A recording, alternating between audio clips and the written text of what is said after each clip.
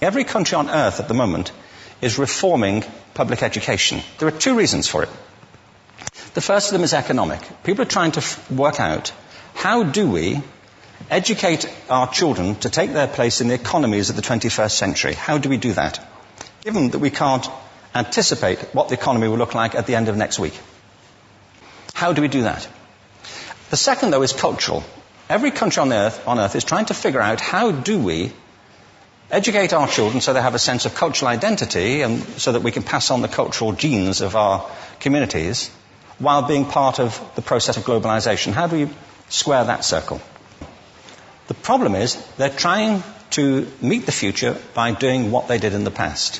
When we went to school, we were kept there with a story, which is if you worked hard and did well and got a college degree, you would have a job. Our kids don't believe that. And they're right not to, by the way. You're better having a degree than not, but it's not a guarantee anymore. Some people say we have to raise standards as if this is a breakthrough. You know, like, really, yes, we should. Why would you lower them? You know, the problem is that the current system of education was designed and conceived and structured for a different age.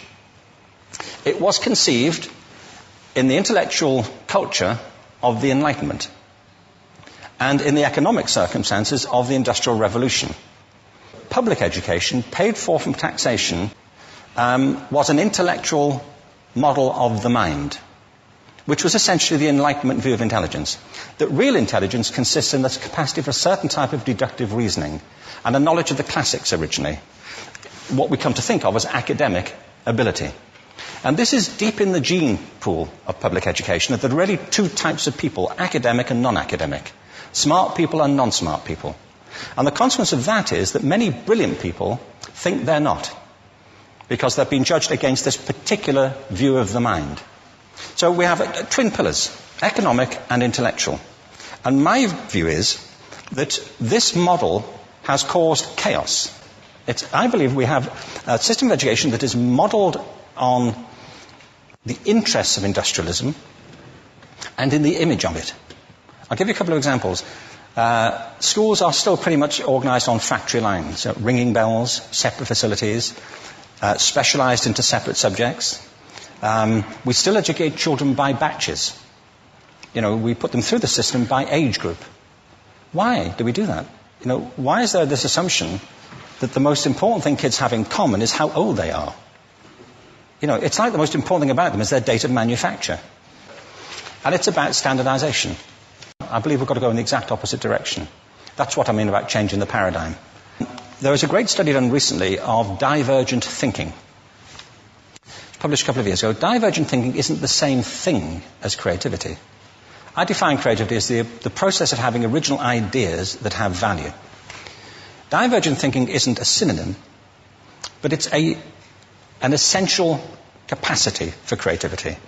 It's the ability to see lots of possible answers to a question, lots of possible ways of interpreting a question, to think what Edward de Bono would probably call laterally, to think not just in linear or convergent ways, to see multiple answers, not one.